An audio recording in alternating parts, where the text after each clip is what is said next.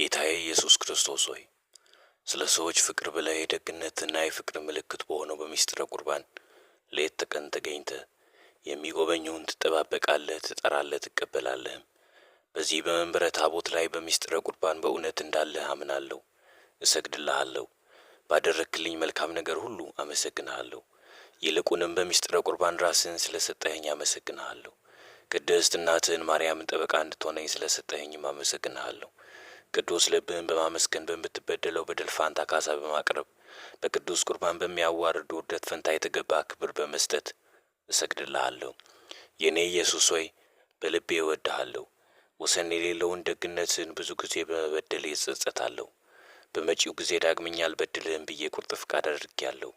አሁንም ቢሆን ምስኪንነቴ የታወቀ ነው። ሁለንተናዬን ላንተ አቀርባለሁ።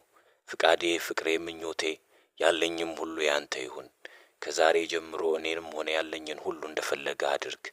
ግን አንድ ነገር ብቻ እለምንሃለሁ፣ ፍቅርህ እንዳይለየን፣ የመጨረሻው ፍጻሜ እንዲያምርልኝ፣ ሁል ጊዜ ፍቃድህን ፈጻሚ ሆኜ እንድገኝ አድርገኝ።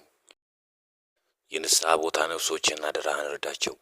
ይልቁንም አንተን በሚስጥረ ቁርባን ያክብሩ የነበሩትን ቅድስት ማርያምን ይወዱ የነበሩትን እርዳቸው።